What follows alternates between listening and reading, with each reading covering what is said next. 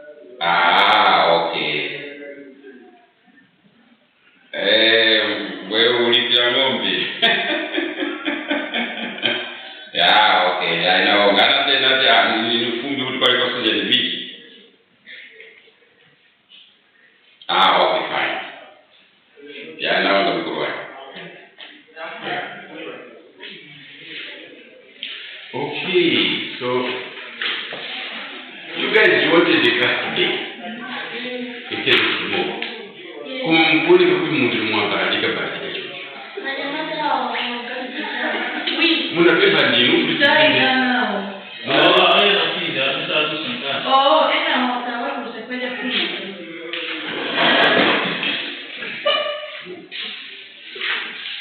And muna pesa kutitinde ntao ya klasi from tomorrow to today waya. Ai mama na wakizi yaisa. Oh, fizi. That's very good thing.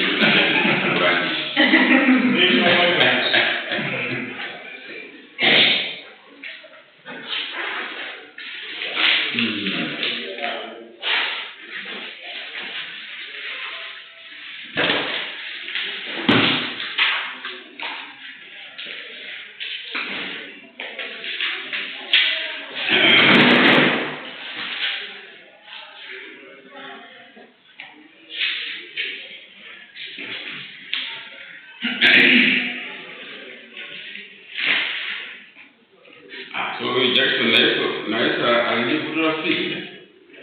Gese mpira huu. Anamuita ni sauti.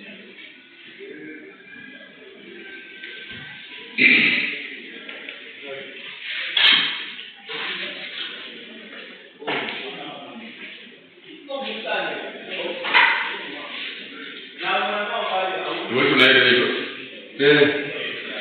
Bwana.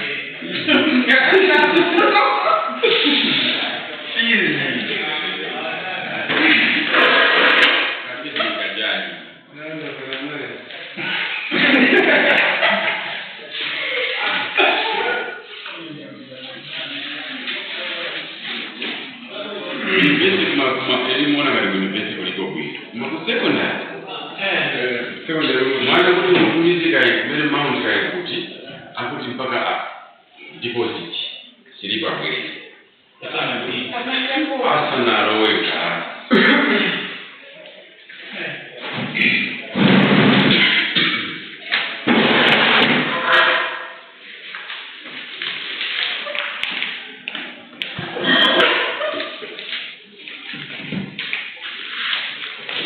Okay, so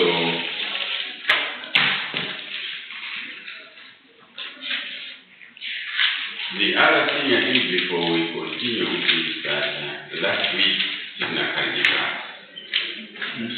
We have a class last week. Right. Well, no, well. Now we need to decide when we can have a makeup class. For last week. And so we cannot say we meet today and then tomorrow, because tomorrow we will just start and we don't want to meet tomorrow. Then we can say, see growth for the next week. What date are you free where we can have a meetup class? Because what I'm going to cover today is what we could have covered last week.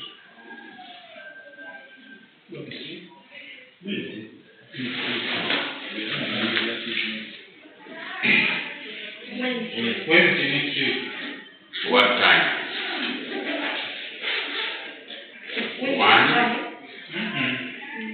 10 to 12. 10 to 12 were another class that last week.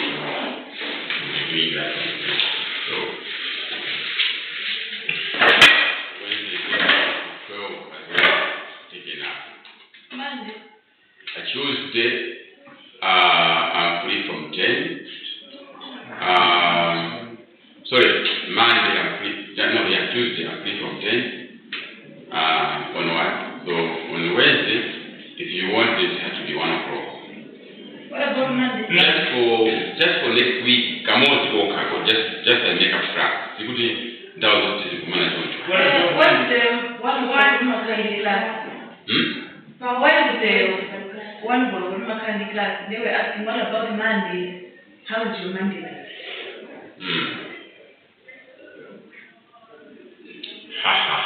Monday 10?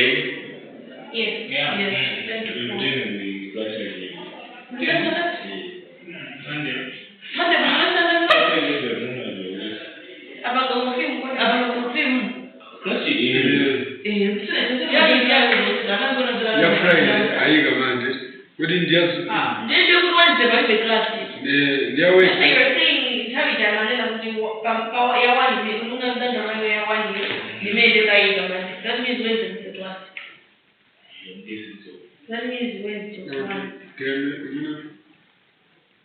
Maybe a decision. Yes.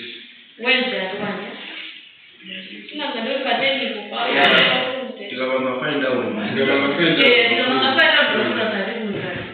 Oh, okay. No, that's fine.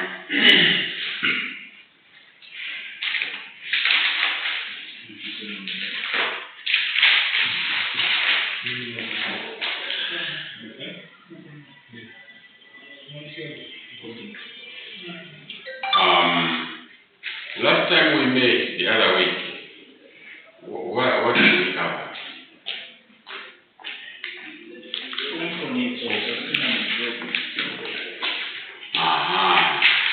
Okay. That's good. Yes, sir. Hi, how are you, sir? Good, and you? I'm blessed. Good. See you around. Okay.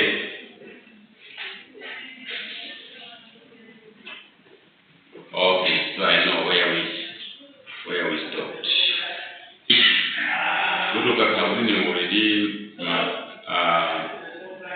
you are teaching the same subjects to weekend and day, 1,000 hours already.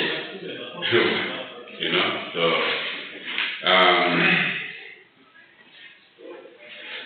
I will not directly talk about the assignment.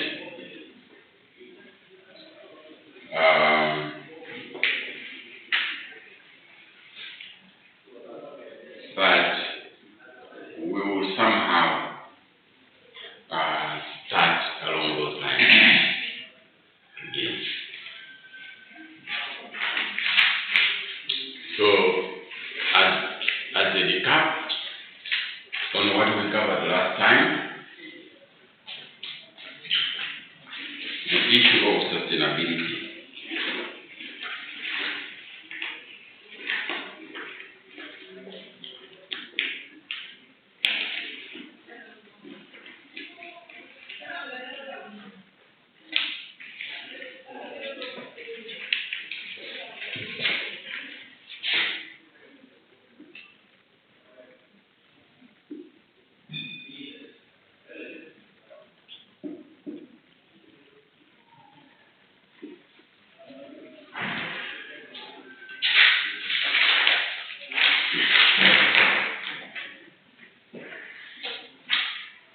Initially, we talked about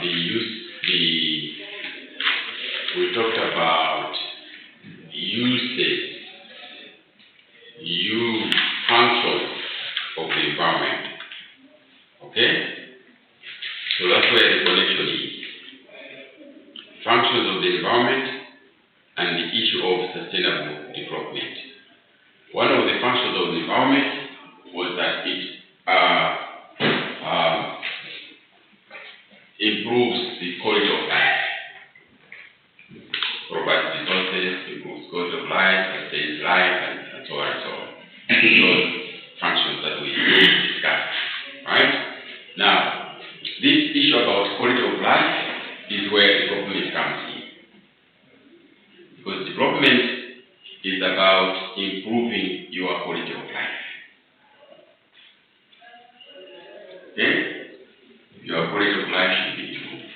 That's when you say there has been development in your life. And the environment, one of the functions of the environment is just to provide that. And how does it do that? Is because it gives us the resources. Okay? So the resources for us to build roads, the resources for us to build hospitals, to make medicine. As you know, a lot of medicines are from plants or trees. Okay? So all those resources for us to do that come from the environment. One of the functions of the environment was provide resources for production. And this production is what improves our quality of life. If you want a better house, or better car, all those things. resources for you to do that, to produce that, are provided by the environment.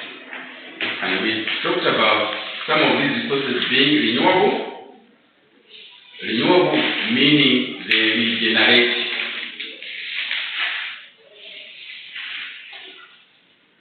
Some of the other resources are non-renewable, meaning they get exhausted. They finish. Okay? So one aspect of sustainability is sustainability in terms of resources. How can we make sure that these resources are always available in adequate numbers, in adequate amounts?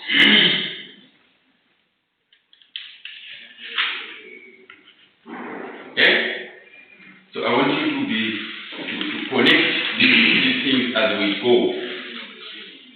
They should always be in the back of your mind. Now, the issue of sustainability now becomes maybe twofold or threefold. One is that how do we make sure the resources are always available forever? Remember, we talked about the carrying capacity of the environment. The carrying capacity of the environment was defined in three forms. One was that the way we exploit resources, especially renewable resources, should be at a rate which is lower than the generation rate, than the regeneration rate. Meaning, we should not exploit resources at a rate which is higher than the rate at which those resources regenerate themselves. So if we're cutting down trees, we should make sure that we cut down trees at a rate that is lower than the rate of regenerating, than the trees growing back.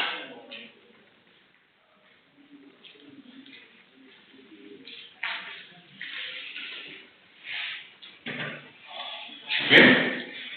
The second thing was to deal with the absorption function of the environment.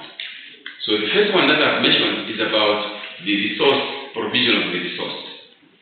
So we want to make sure that resource is not used to the extent that it will go away. These renewable resources.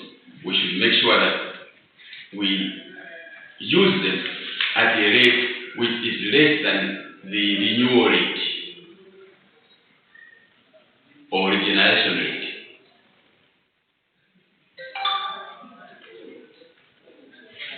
Now, the other function was that the environment absorbs waste. Okay? So for us to say that the environment or that development can be sustainable, we have to mind the carrying capacity of the environment. So in terms of absorption, the absorption also has a capacity. Just like a car, like any engine or any plant has specifications. So in terms of absorption, we should avoid producing waste higher than the rate of absorption.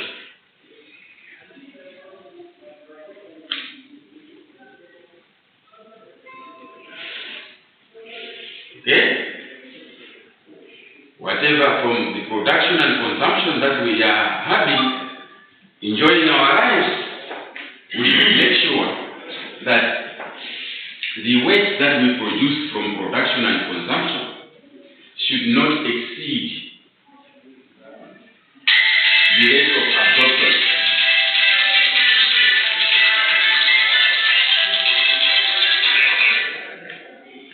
I'm sorry.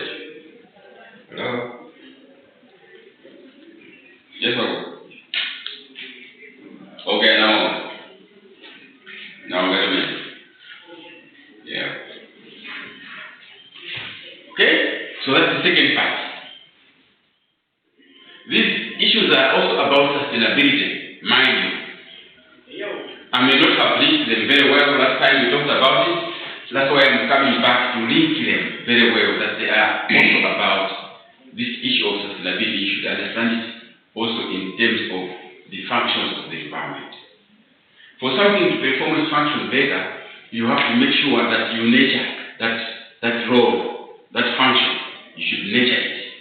So in terms of providing resources, when we are talking about resources which are renewable, we should nurture that.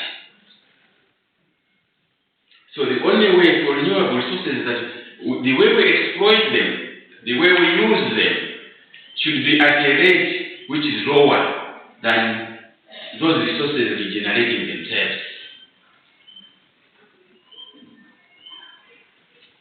Okay? Now, in this area of absorption, we should also make sure that the way we produce our waste from our lifestyle, from production and consumption, that waste rate, the rate of producing the waste matter, should be at a rate which should not exceed the capacity of the environment to absorb it. And so when we say absorb, remember what we said. What do you understand by absorption? You remember I gave an example of an animal, for example, which has died. The environment is such that the sun, the heat, and bacteria around the air will make sure that that animal decomposes and it becomes soil. So the environment has absorbed that thing, that waste, back into the system. It becomes soil. If the sun was not there, if the life and bacteria in the air were not there, that animal would not decompose. So each animal dying would just be heaping around, would just be stepping on animals everywhere, dead matter, human beings and blah blah, everything. If the environment was not able to absorb that. But the environment is such that it can absorb. That's why, for example, if you want something not to decompose, what do? We remove it from the sun, from the open air, and we put it in a freezer, where it will not meet the sun, warmth, and all that. And it can stay there for many, many, many years, no decomposing, right? Even human beings, you take them to the mortuary for them not to rot. The environment is such that it will make sure it decomposes that matter, that waste, that dead body, and then into the soil. Now, we have to make sure that at the rate at what we are producing this waste, whether from the kitchen or from whatever we do, it should not exceed the rate of absorption, the rate at which the environment can turn it into another matter. Okay, that's number 2. Number 3 is the concept that deals with non-renewable resources. For them to be sustainable, you have to use them at a rate which is less than you are finding alternative renewable resources. For non-renewable resources, you have to use your renewable resources at a rate which is less than the rate at which you are finding alternatives, especially alternative renewable resources. So, for example, if you are digging up coal, because coal, when you dig coal and you want to use it to make electricity, that coal gets depleted, it gets exhausted. There is a limited amount of coal on the ground. The moment you take 1 ton today, less tons are available. So, what do? You have to make sure the way you are extracting that non-renewable is at a rate which is less than you are finding alternatives. So for example, if you are using coal for electricity, you should use that coal at a rate which is less than the way you are finding alternatives to producing electricity. If you are finding alternatives maybe for using sun, or you are finding alternatives using thermal, geothermal, and all those alternatives, or wind, or hydro. So you should find the rate at which you are finding alternatives should be higher than the rate at which you are using the non-renewable, such as coal. So there were those three. Okay? Now, still on sustainability, the other thing that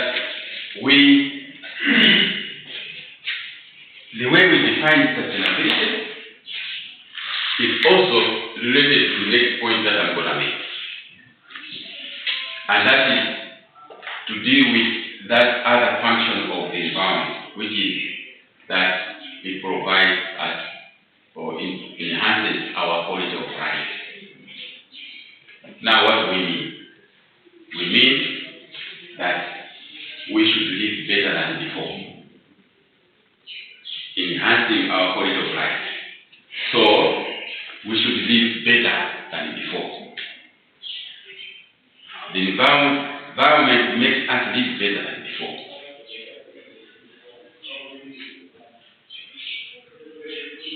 Okay? Now, the issue of sustainability is that, so this is 2023, and then maybe this is 1023. Then we have maybe 3023.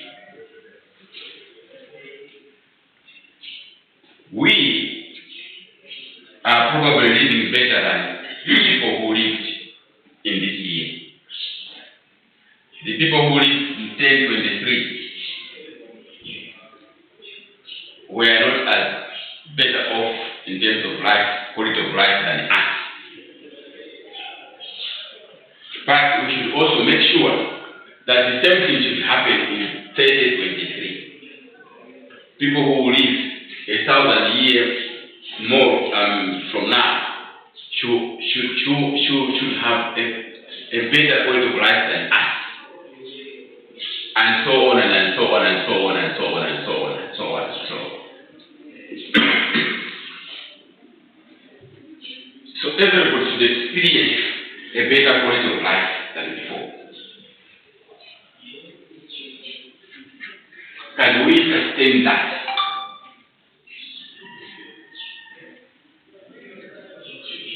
So, when we are talking about issues of sustainability, what we are talking about here is that we should improve our quality of life in such a way that we do not compromise the people who will be living in this year from not fulfilling their quality of life. We should live in such a way that as we fulfill our quality of life, they too should.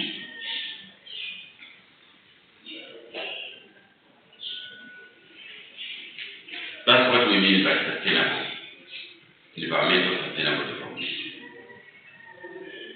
Everybody, we should not achieve a better quality of life at the expense of future generations also meeting their own quality of life.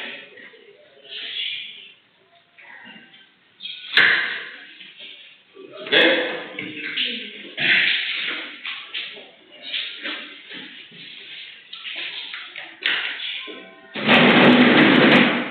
Is that understood? If you have any questions, please ask.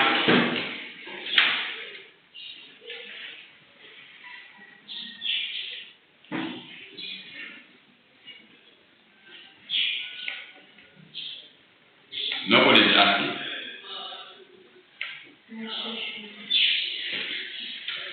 And yet, if one day I ask you that question in an exam, you pretend that if we didn't cover it and just go blah, blah, blah, blah, blah. Am I assured that this concept is very well understood?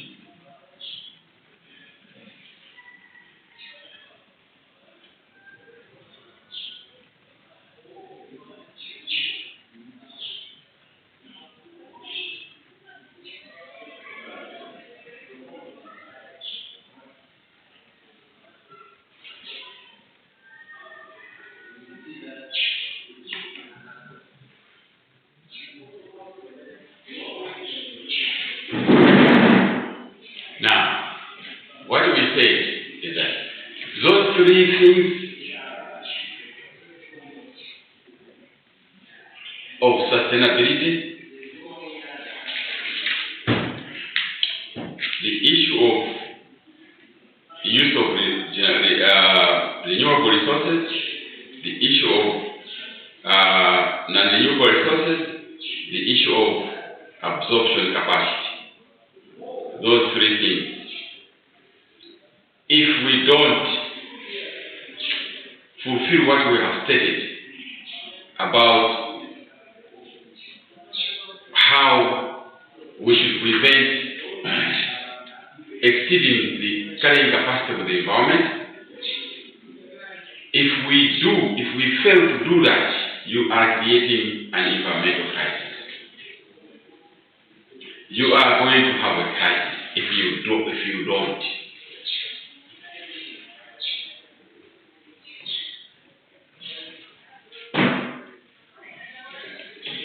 Okay?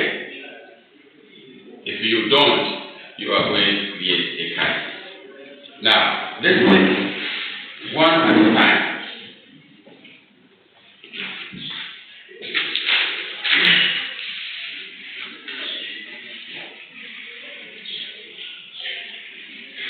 One of the things that can happen, for example, if we are producing more than what the environment can take, what will happen?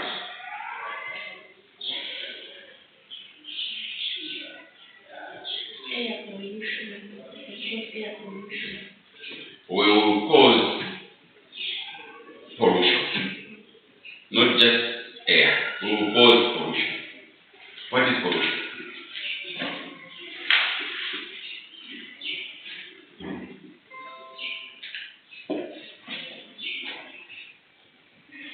So we will have a crisis. There will be a challenge. We will be challenged. There will be a problem. One of the problems is that it will cause pollution. And what is pollution? How do we define pollution?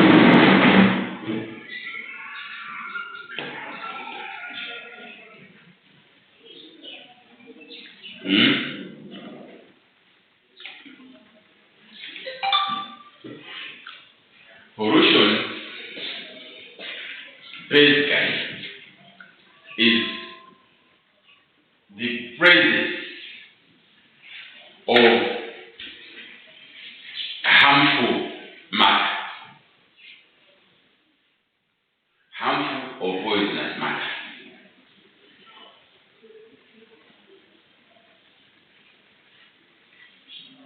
Contamination of the environment is a contamination of the environment with a harmful or poisonous matter.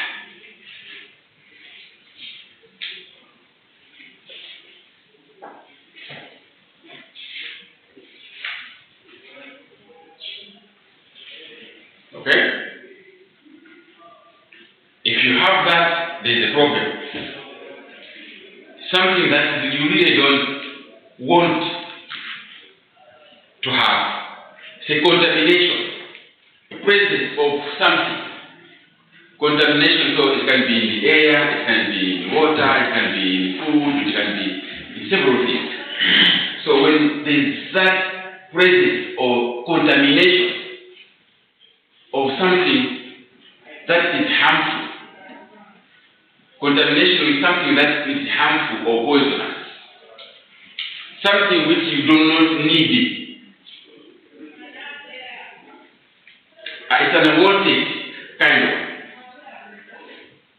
That's why you call it harmful, and that's why you call it pollution.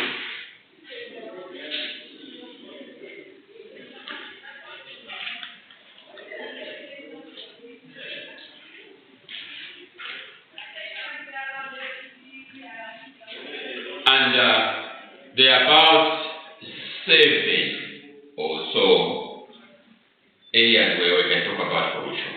So one is air. The air can be contaminated with something that is harmful or poisonous.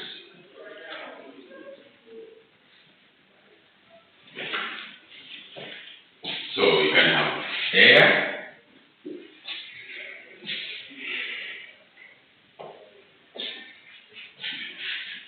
For everyday life, the problem is that it's very difficult to know that the air you're breathing is not pure. There are only a few countries where these things are visibly noticed. Like here in China. China and Russia are the only countries I've never visited on this earth. So there I understand that in some cities they cannot even see far. It's all foggy and misty, and yet the sun is just, there's no crowd, but you can't see far. Smooth. They have major problems with air pollution. And you know how air, what is contaminating the air? From factories producing out of smoke and steam into the air. Sometimes you have a lot of trains, sometimes a lot of airplanes. I'm sure some of you have visited places, some airports, where you have a plane taking off every second. Either a plane is landing or taking off. Like since we have been talking here, there could have been 100 planes taking off, 100 planes landing. Some airports are that big.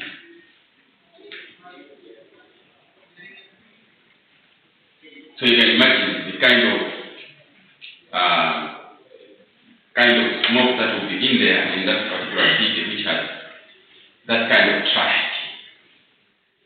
You have planes, traffic of airplanes, just like you have traffic congestion here in the road, on our road, sorry.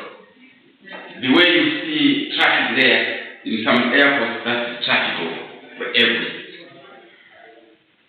And you know how they burn fuel just to take off. Airplanes use almost half of their. So, for example, if you are traveling from here to Johannesburg, it will take you maybe, let's say, 8,000 liters of fuel from here to your place. About 4,000 is burned just to take off. The other 4 is for the rest of the journey. That's how it is. That's why when they reach cruising speed, the plane will just use very little fuel. And then it starts descending. Because it just goes like you have been to on our route from Lilongwe to Johannesburg or from Blantyre to Johannesburg. The moment you finish climbing, you are almost about to land again. So, for example, if you are taking a plane from here to Blantyre, you take off and then you are about to land again. So So just taking off to reach the cruising height, they use a lot of fuel. So air pollution can happen that way. And factories. If you have too many factories, you can have a lot of air pollution. Then you have water.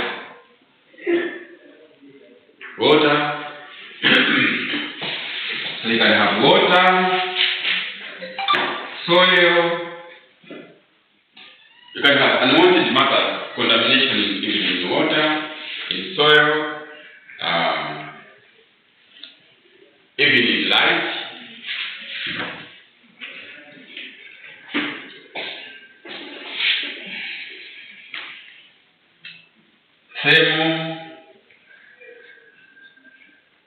There are so many areas we can talk about where you would find some contamination.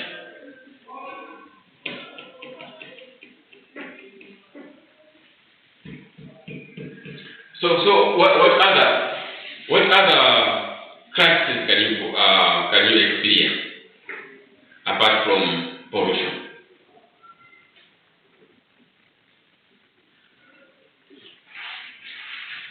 Soil degradation is one. So pollution, another crisis you can have is soil degradation.